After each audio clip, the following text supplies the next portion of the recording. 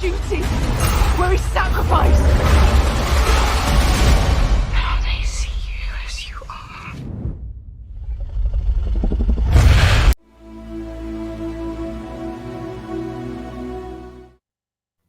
Ladies and gentlemen, we are back yet again for a full brand new series.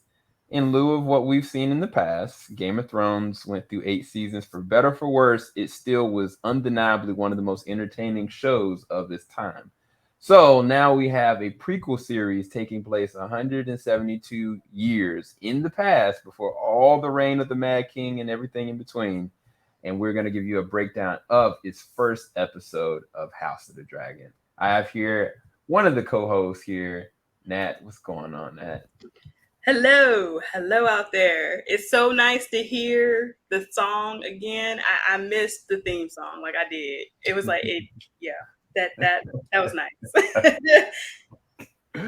So we're back. We're back in Fire and Ice. It's very strange though, because what we know, we know everything about what we've seen in the previous seasons. Like we didn't see the reign of the Targaryens. Where in this one, off rip, you see in King's Landing, you see nothing but Targaryen stuff everywhere. You seeing everybody respecting them, everybody not necessarily fearing them for their oppression, but more than anything, like they're fearing them because, okay, these folks, they're rolling with dragons. So it's a very different atmosphere. And I thought that was really refreshing because it made me feel like, this is a different lane that we're going in here. And I don't know where it leads. And I feel like there's a lot in between to get to that line of succession that we know of. But offer up, Nat, what were some of the things that you caught with just opening up into this first episode? I was happy to see a dragon. But I didn't see enough. I thought it was confusing a little for me later on in the episode that we didn't see a few dragons that should have been there at the funeral. It was definitely graphic. I wasn't expecting that level of violence for the first episode. I thought maybe just a little bit because, from the season premiere or the series premiere of Game of Thrones, it was mostly just dialogue. And I know that some people thought that was boring, but that still set up something until something drastically happened at the end of the episode. Mm-hmm. This one had like a steady flow of sometimes graphic stuff and sometimes just, intrigue or, family dynamic happening. And you're trying to get to know the characters. Like I had to write down some of these names and I don't even know if I spelled them right. And the pronunciation, I hope I get right eventually. Kind of similar to how we kind of got introduced to the Game of Thrones characters. There was a lot of characters that we need to get introduced to. So yeah, I'm actually glad it's not a whole lot of extra characters. But there is, like you said, like there's a lot of names here. I'm like, Viserys is, wait, that's the crazy brother. What are you talking about? Like, no, this is the original Viserys, like the King Viserys. There is Daemon, his brother. There is Rhaenyra, the King's daughter. There's a lot of characters that play interesting threads in this one. And I think it's really interesting. I think every person's character is set up pretty well, to be quite honest with you. In hindsight, like at first I was kind of like, man, what in the world's going on here? And like Nat said, I was like, where's the dragons at? This will be fire and brimstone everywhere. But I mean, the thing is, there's no need for dragons because they got everybody in check. Nobody would dare cross them. So there's not a point to somebody like challenging succession or challenging demand because they're at a place of power. But when we get introduced into this one, I think the intro kind of alluded that there's nothing that could bring down this empire except for within. Like it's their own people that's going to tear them down. And you can see it. You can see as soon as something happens, in which we're going to go into all of it, because this is a spoiler discussion. If you haven't seen the episode yet, go ahead and check it out, because we're going to break open everything.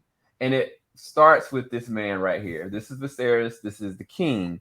And the king, he's got a little bit of situation because his wife, she's been trying to have children. I think they had a couple different miscarriages, and she's getting older. And she said to him blatantly, this is my last time. I cannot do this. And it seemed like she was having a hard time in the beginning anyway. but it's waning on him because he's believing that he's going to have a son that's for heir, so he doesn't have to keep worrying or stressing about where the kingdoms are going to lie if he doesn't have an heir. And he knows he's got his brother, but his brother is very ambitious and slightly off. And then he's got a daughter, and then he's also got an older sister as well that should have been the original rightful heir, but nobody dared to put a woman on the throne. And so I don't know the setup for this. Now, how did you feel about the setup and how they kind of propositioned this arc? I just thought it was ironic, and I know the sister's like, I know this. I know these people did not just right decide that my niece is going to rule when I could have ruled years ago. Bruh. And I'm just ready for her level of petty to shine. Like I'm just ready. I'm ready. I'm ready for it. But I also think that Raina, I hope I'm pronouncing it right. She reminds me of Arya, but she doesn't, want the throne. Like when she was talking about wanting to be a knight, I was like, oh, that's Arya in a nutshell. Like, cause she didn't want to be like your typical princess. Right. So I thought that was an interesting connection there, at least to me. And I remember the scene from Game of Thrones when she was talking to not Tyrion, Tywin Lannister. Yeah. And they were talking about this the Dance of Dragons, and I think she mentioned her and how she she admired her about riding the dragons. I think she was referencing her. So I just thought that was a nice tie-in to that. Yeah. I definitely thought that it was interesting because she's gonna be the one that's gonna pass on like the wielding of the blade that will be the striking blow to the Nightwalker, the main Nightwalker. What's the Nightwalker's name? The Night King. The Night King. So I thought that was really interesting because there's definitely some parallels to her. Because it's kind of like she's across from Dany and Arya in so many respects. Because I don't know if you got this, and this is going to be very controversial. Some of the things that we're going to talk about, the lineage and some of the looks and some of the things that are happening, that it's going to remind you that this is Game of Thrones. Anything goes. And I feel like, I don't know if it was Viserys 2 that alluded to this to Dany, that they kept everything in house. They kept everything in family. Yep.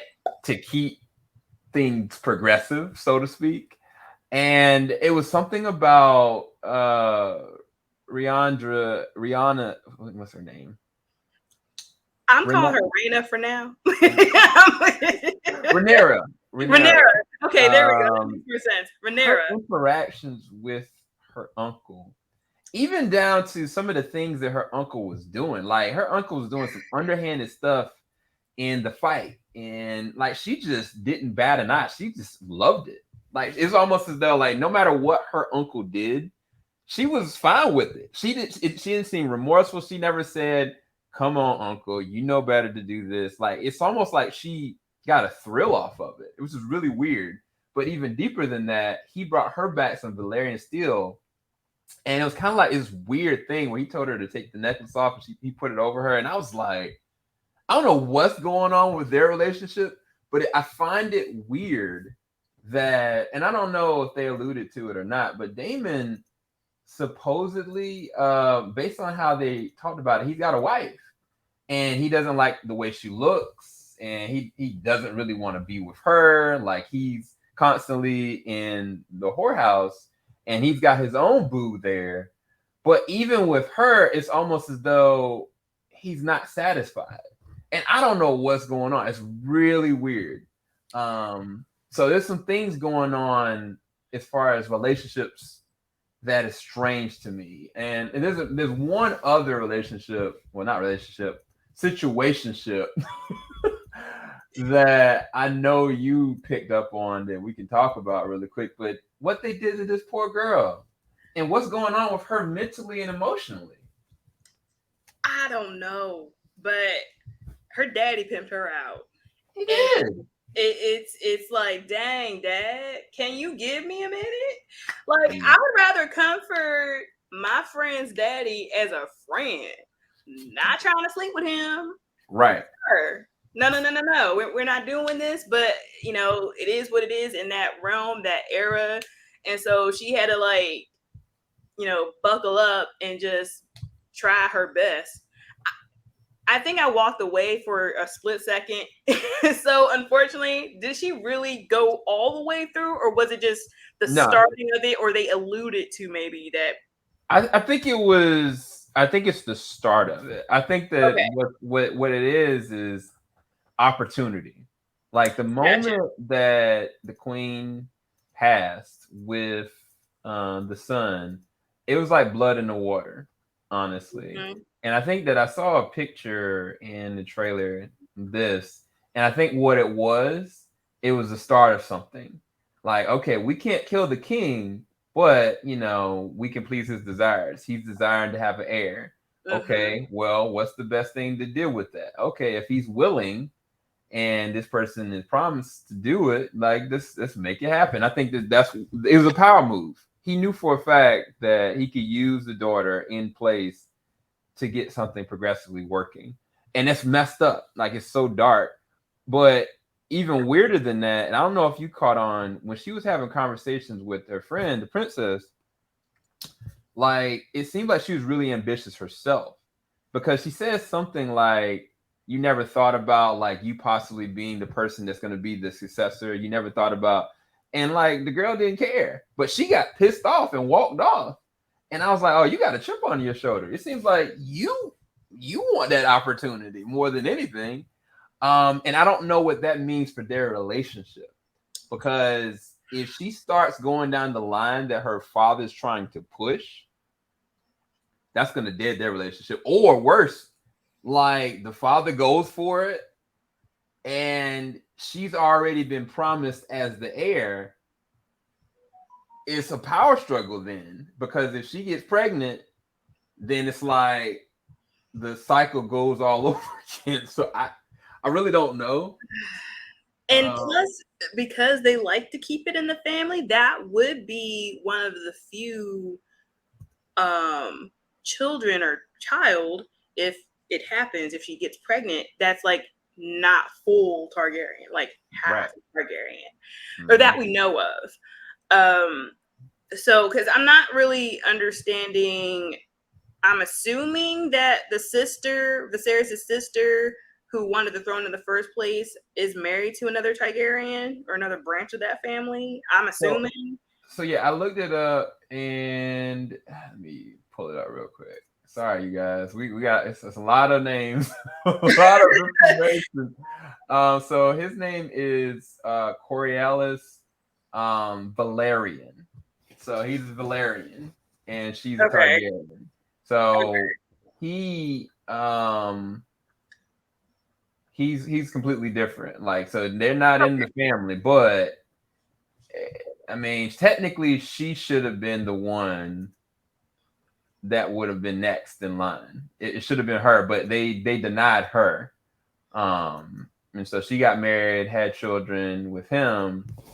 But I mean, like you said, I don't know what is going to be her play, because even when Damon was being mischievous, and he pulled an interesting power play by taking his golden guard and wiping all of King's Landing with all the filth, so to speak, by chopping off heads, maiming people, cutting off hands. He did that to prove a point, but her husband backed him on that. And later on, after Viserys' son passed with his wife, again, he backed that. Oh no, we know who the heir is. The heir is supposed to be Damon. Why he's doing that? Why he's backing him? I have absolutely no idea. I think it's because of the whole male having a male heir period, and because Damon is the only known male heir that's like closest in line, it just made sense that he would name him as the next heir. That's what I took from it. But I also feel like they low-key stirring the pot. Right. That's what I'm saying. Like, I feel like there's been some things going on the back end that we ain't seen yet. And I wouldn't be surprised if the sister wasn't being petty and had some ulterior motives to what she's doing as well. But Damon also has his own ambition and his own thought process as to what's going on with his brother. Yeah. And I did think that the last conversation that they had and him pretty much being banished was a much needed conversation. I just feel like maybe Damon would have been loyal if he was Hand of the King, but also because of that ambition, it probably would have eventually turned into betrayal anyway. So I feel like if Viserys would have been between a rock and a hard place, even though I think in their own twisted way they care about each other, but the ambition is overriding me caring for my brother. Like it is. And it's unfortunate because Viserys just, you know, he wants to have Damon around and be, you know, better than what he is. Matt Smith is I remember him from Doctor Who. Y'all, this is very different for me right now, but also I have seen him in, you know, other things. This is again very different. He bulked up, sir. And Matt Smith, sir. Damon needs to calm down, like just a little bit. He kind of reminds me of Daenerys a little bit, but more hot-headed. Like he's like a weird mix between Daenerys and Viserys, just slightly more crazy. Yeah, I can see that. And this is the interesting thing, though. If we take in what you just said about him possibly being the Hand of the King, and we go back to Cersei and Jaime, at the end of the day, Jaime still had to betray two different kings. I'm sorry, a king and a queen. So eventually, it's bound to happen, and it's unfortunate that it would be his brother, but I think you're right. I think it probably would have been, he would have probably had a little bit more faith in his brother and been there for his brother in certain ways that would have been good. But then his ambition would have eventually had him turn on his brother, because he said it himself openly, "You're weak."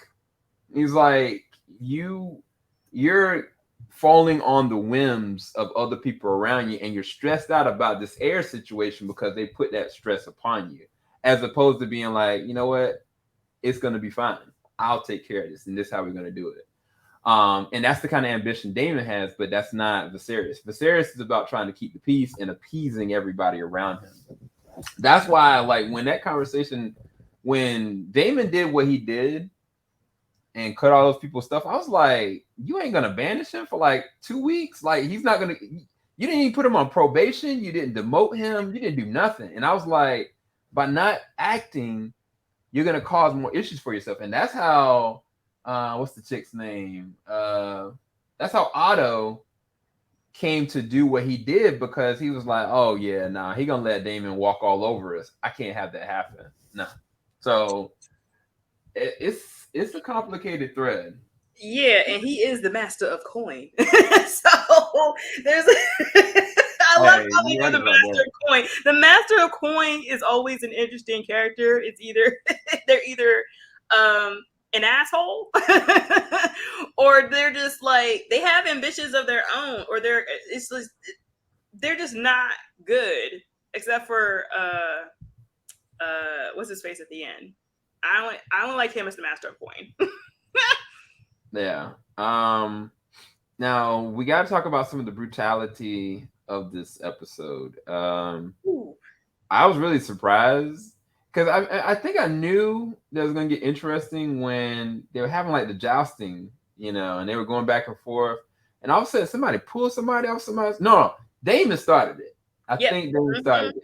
He put his freaking rod at the horse's legs, cut the horse's legs, and the dude's face skidded off of the pay. I was like, okay.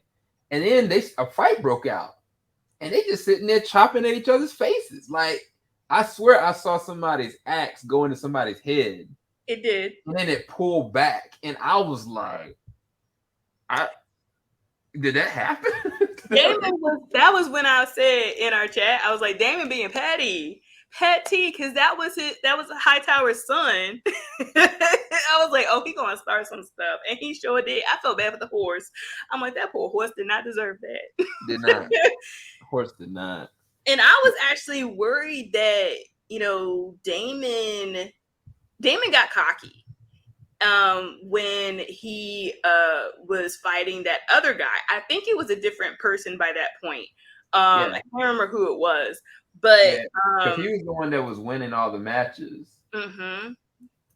And so, like, I thought that maybe the other guy would be petty enough to maybe even try and kill, but I think that would have caused issues. So, he was like, "Yeah, just yield, We'll squash it right there." And Damon was like, "Oh, okay."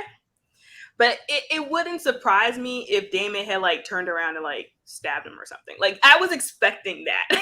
I was too. So I was a little bit surprised that didn't happen, but I think he tried to like, play it cool because of what was happening. So it and like you said, Raina, I'm still not pronouncing her name right. I will eventually, guys. I'll get to Rhaenyra. Thank you. Rhaenyra, yeah, like you said, she was enjoying it. Even Allison was more nervous, but she wanted to enjoy it. And then my homeboy from Dorne, I want to say his name is Kristen Cole. He was fine. I'm like, yeah, okay, Raina. I see you. But she young. Like, can you get older just a little bit to appreciate that, please? So I don't know what's going to happen with that. That's where I think the triangle is going to come in. I feel like if there's going to be a triangle, it's going to be between Rhaenyra, Allison. Oh, I think there's going to be a quadruple thing going to happen.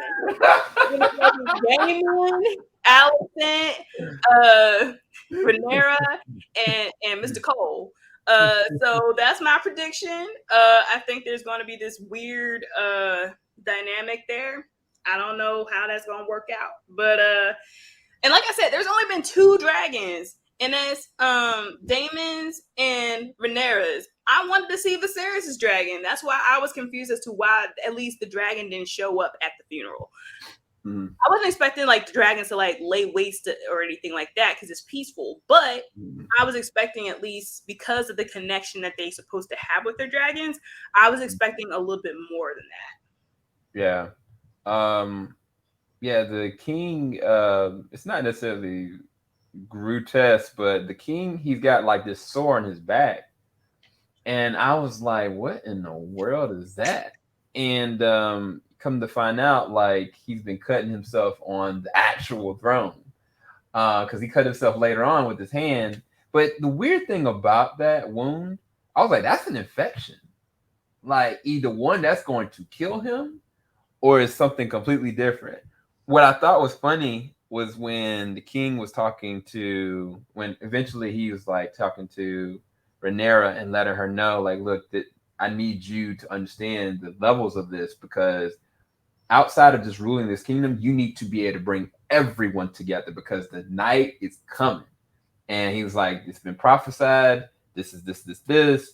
Be prepared. And that's when he gave her the dagger. Do you think it would be interesting if he ends up becoming the Night King? Because the weird thing about it is I was like, we still never traced the exact markings of when that happened. We knew that it hailed from a certain lineage, but I can't remember from Game of Thrones where it first started. What was the very first? The children of the forest kidnapped someone. I can't remember who that was. Right. And they turned him into the Night King to kind of like defeat the men. Right. That kind of invaded and was like, had war with the children of the forest. And so I feel like that's been years. So I feel like with him saying that, it's been prophesized, like the Night King already exists. So I wasn't thinking that he was going to be the Night King. I didn't get that vibe. I can't remember how many years it was. I think that's what threw me off because I was like, 172 years. Is it possible that? I just don't know. I don't know. No, because I feel like that wouldn't have been necessarily a prophecy then. Like I feel like we would have had some mention about the children of the forest and their war with them in order for that to come true if he became the Night King. Some kind of initiation of how the children. Yeah. But the other thing that happened in this episode is probably the most. I actually had to mute because I was watching it with my wife. I had to mute the TV, and I told her, I was like, "Don't look, honey." And I'm talking about Viserys's wife and the terrible situation she was put in. That was hard. It was hard for me to look at, like for real. Like I was like, nah. I was kind of like turning my head a little bit because I haven't birthed children, and that is a fear. Like that is a genuine fear of like having a difficult time giving birth to my child and having to make a difficult decision.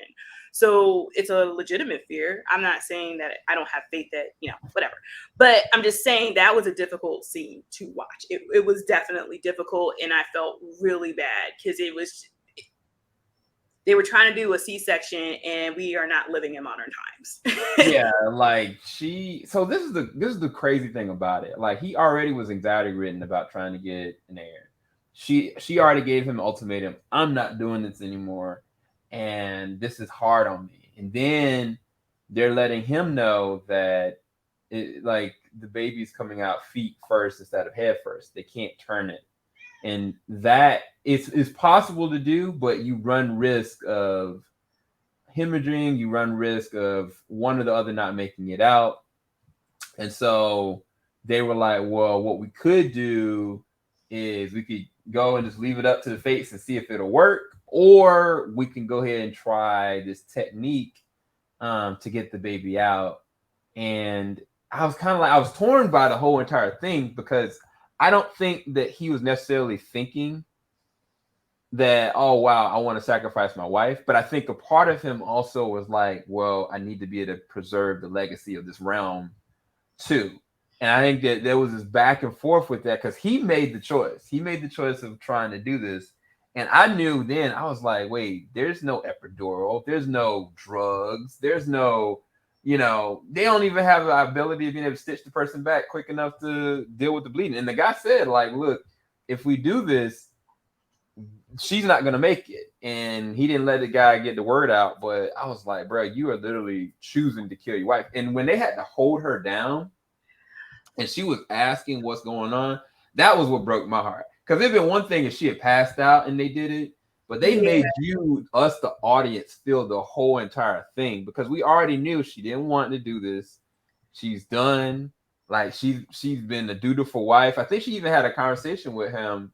She said, I apologize. I have not, birthed you an heir. Like, but I can't do this anymore.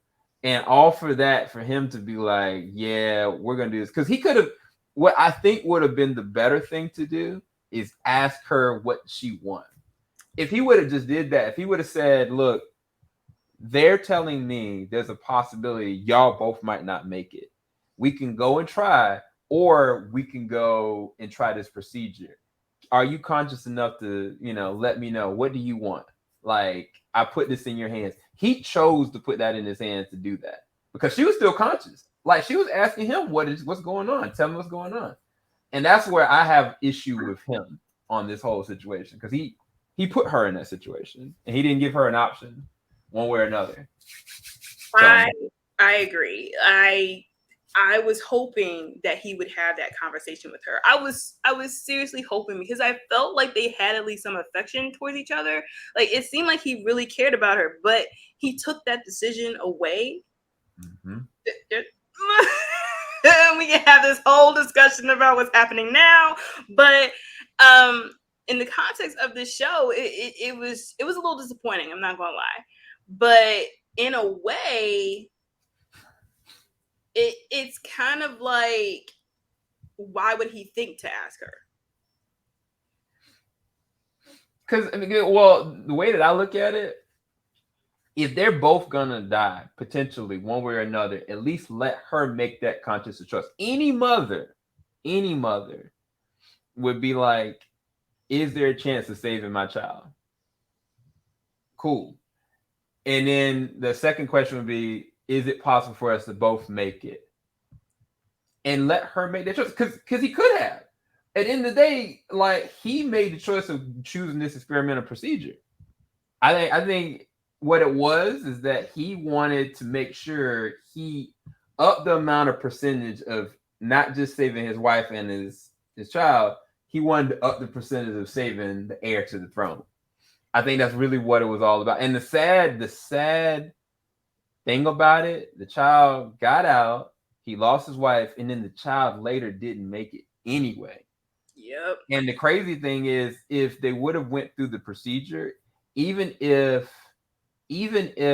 like she, did have complications and she was bedridden or whatnot, they could have put the baby on her. There could have been a lot of other things they could have done if she would have still been alive, but he took that out of her hands. So I think, honestly, whether God's the king or not, he made that choice because he wanted to keep an heir. I think he wanted to up his percentage to do that. That's my personal view.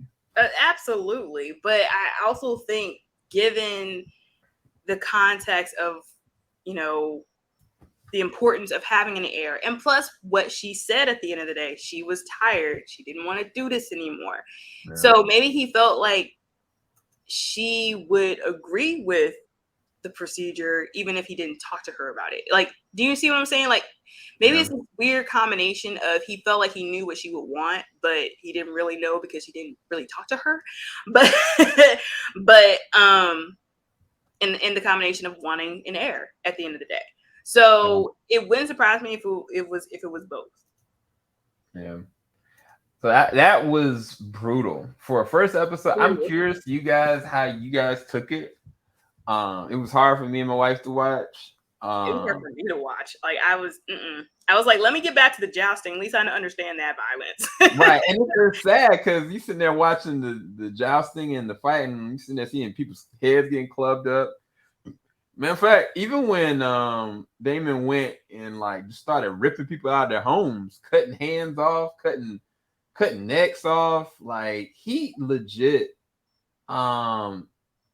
he did cut that man's testicles off. Like, I was like, and they showed it too, and I was just like, geez, like, this is the first episode, really? So the one new male shot you gonna cut off? Okay, all right. Mm-hmm. Yeah, you're right. They didn't show any. I'm like, they showed a sex scene. There was a sex scene, a couple of different sex that was scenes. horrible. But yeah. That's, matter of fact, that's the weird thing. The first episode in the first season, I remember there being a lot of sex scenes, a lot of nudity for no reason, in my opinion. But this, it was a lot of brutality off rip, and I think the thing about the brutality of it, I don't think it compares to the potential of the backstabbing that's about to happen. Because I feel like there's so much backstabbing that's about to go down. I'm laughing because it's going to happen. Not even funny, bro. And it's not going to be pretty. It is not going to be pretty. It's going to be brutal, just as brutal as, I feel like the jousting was a preview of some of the fighting that's going to be happening. Blood is going to spill, guts is going to be torn out. Like people are going to be on fire because we got dragons. So I'm really interested to see what's going to happen. Yes, I was a little leery. I'm still leery of this whole incestuous thing because, Jaime and Cersei was not it. But at least it's expected versus out of left field. Like, you were not expecting that when you watched the first episode of Game of Thrones. Like, you were just not expecting incest on the first episode. Like, you weren't.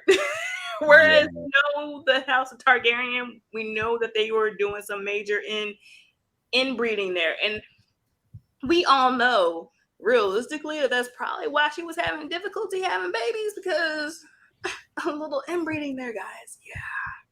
Yeah. So we're gonna see where this goes, but there's something about this picture is really off-putting to me. It's low key creepy.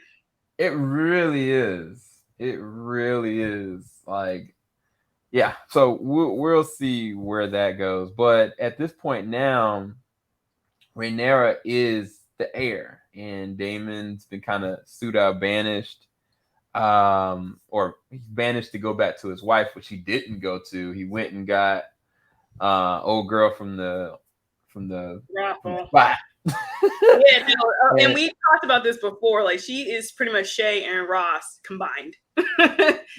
Right. And he starts to show her how to, be affectionate with the dragon, so the dragon's used to her being on top, which is very interesting because we've seen something similar to that with Jon and with Daenerys. I just don't know where Daemon is going from here. This is the sad thing. I feel like before Daemon messed himself up at the whorehouse, I really feel like he was remorseful. I really feel like he was sad that he lost his sister, so to speak, and he lost a potential nephew. I really do, because for a while he wasn't even enjoying himself there. And then everybody was like, oh, and they were hyping him up, and then he kind of fell through and said what he said. But I think before that, I think he really was grieving. So it's weird because to see a guy that did the things that he did in this episode, he's got levels of remorse. It's just, I don't know what that means. I don't know what kind of man he really is going to be. I really don't. Like, he's an interesting character for me in this whole show. He's definitely interesting. He's definitely layered, because you see the ambition, but you also see that maybe he has a heart just a little bit. For certain people, very limited, but he's not like all the way there. Right. Like there's like a little bit of him that can like be nice.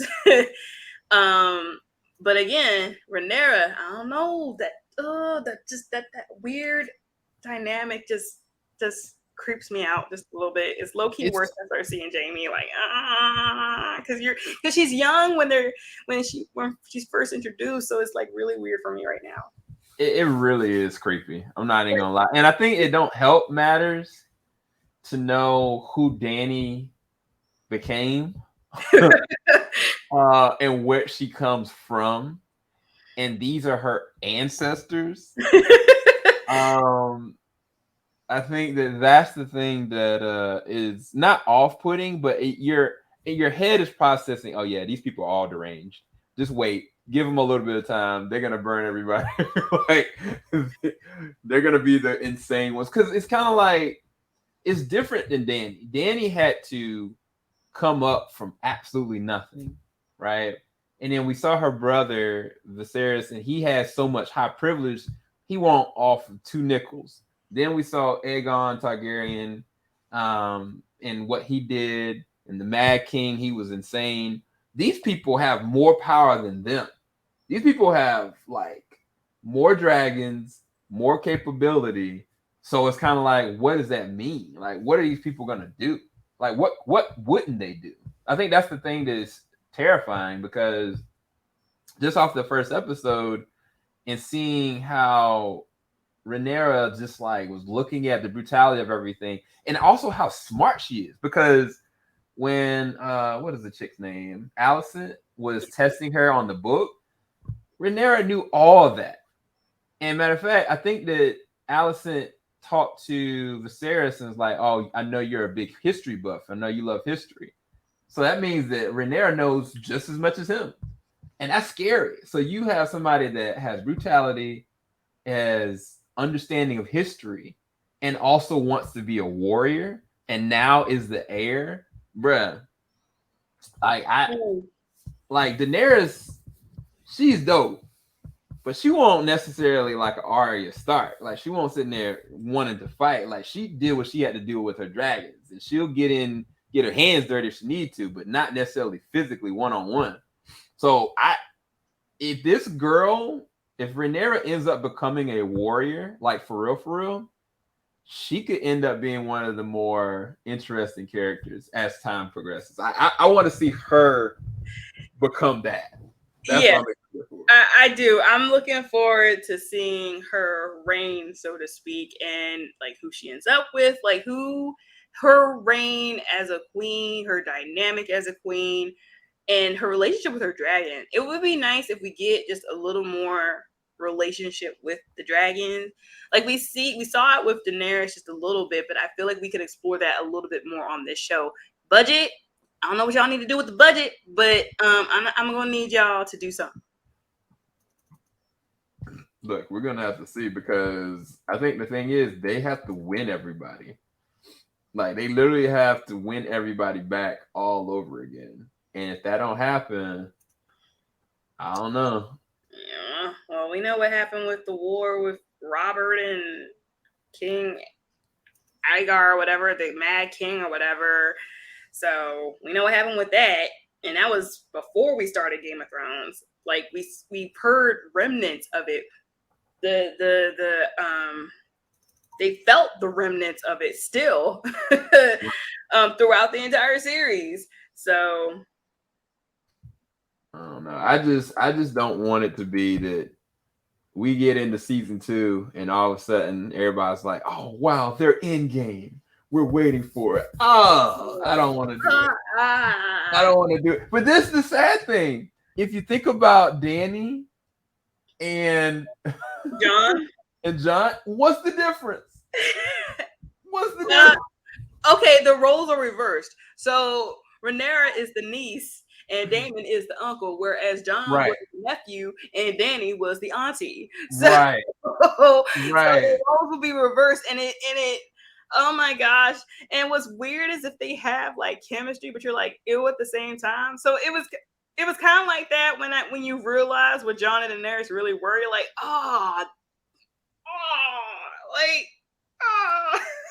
yeah, dude, you're like, dude, man, y'all related though. I think that whole moment and how it actually went down, like I give credit to that whole scene.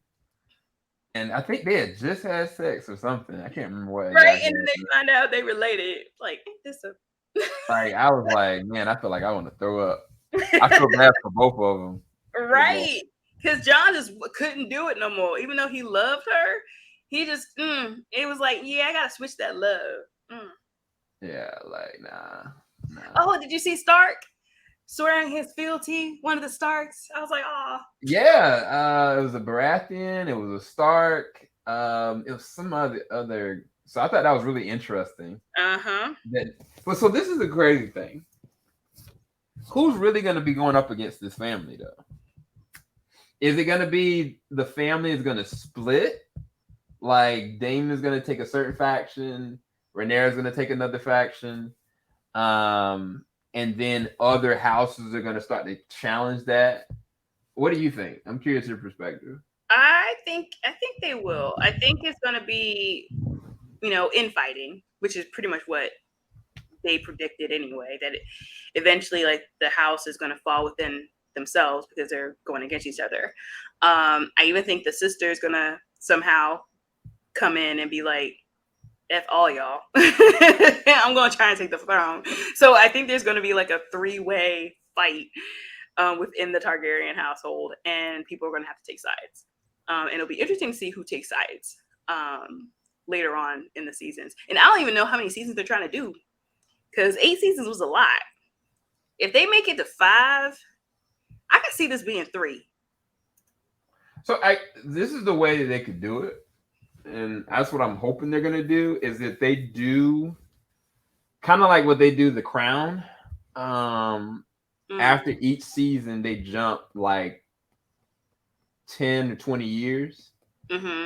Or, every season jump 20 years. Or, I mean, jump 20 years and then midway of the season, jump another. Until you get to present. Because I honestly really want to see the Mad Kings story. I'm not even gonna lie to you. I want to see the Mad King. I want to see how that went down. How Aegon Targaryen went down. Like that's that was always my intrigue with this. But when they said 172 years, I was kind of like, why would they even explicitly show that unless you're leading us down that road eventually? But I don't know. I mean, they still have to win over everybody else, which is you guys. If this don't hit, it don't even matter. Nope. It'll be just like this scene right here. Pull it up. And then John's sequel show will be Dead in the Water. You know what? That'll be interesting because when that comes up, if more people are intrigued with that than this show, that'll be interesting. That'll be real interesting because I think that they're at least going to get that greenlit and start. That is going to be the big test. I think they're going to give it one season, and if people are like, "Oh, we want to see where this goes," I think that'd be interesting because I think where they could go with that is if they could give us what's going on with Arya, what's going on with Jon, and what's going on with what's the other sister? God. Sansa. Because if they just show what's going on with the Starks specifically, or they just name the show the Starks, I think people will watch it. I'm not even gonna lie to you. I probably would because I feel like the ending was trash, but that's a whole nother conversation. But I mean, at least with Arya, the way her story ended, it made more sense than probably anyone else's. Well, maybe Sansa, other than Sansa. Everyone else's story, I was like, what? Right.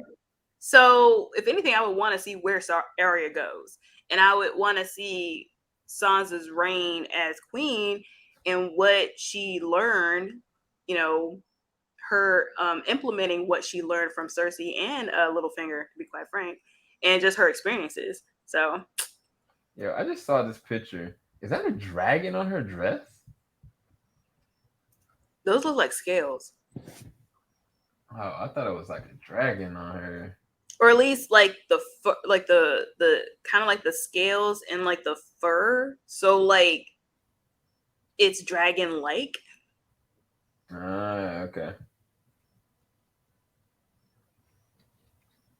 That's crazy. Yeah.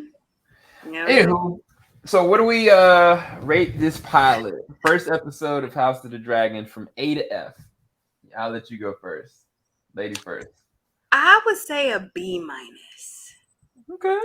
Close to a C. Like closer to a C than like a B. Like really close to a C. Only because like I'm still trying to wait and see what happens. But it's interesting enough to kind of like watch and see what happens. Yeah. I think for me, because I was there at San Diego Comic-Con and I saw the trailer, I heard the commentary, but it was with respect in Hall H, it was one of the more boring. There wasn't a lot of scenes, there wasn't a lot of engagement. There was nothing there to excite me about this, and I kind of went into this like, okay, here we go, you know. But I think from the beginning of the episode all the way to the end, I was kind of like, this is a lot better than I thought it was going to be. I'm very intrigued. I'm not invested in everybody yet, but I'm invested to see where the show goes. So I rest this at a B plus. B. It's either a B or a B plus for me. It was not bad at all. I am curious to see, like you said, like a little bit more of an elevated budget. But to be fair, we were watching this from a screener capacity, so maybe by the time you guys check it out, it's going to look a lot more fun on that IMAX level like they used to do.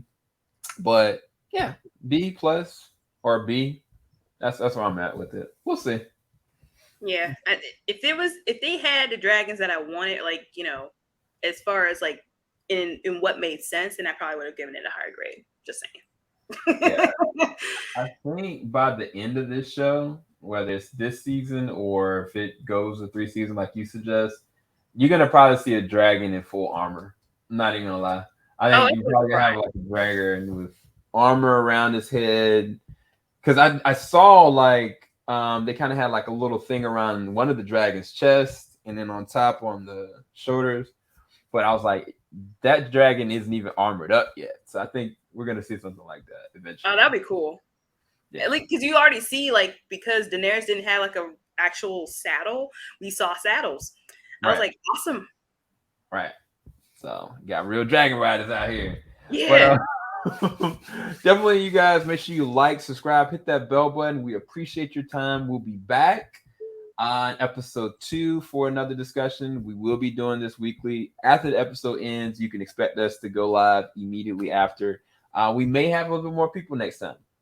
We're not going to make any promises. So, stay tuned for that. And we're also going to be covering The Lord of the Rings, which will probably also be me in that. But that's for another day. All right. Bye, guys. Falling out the top of the I can see the skyline, 50 mile radius on my timeline. Ain't no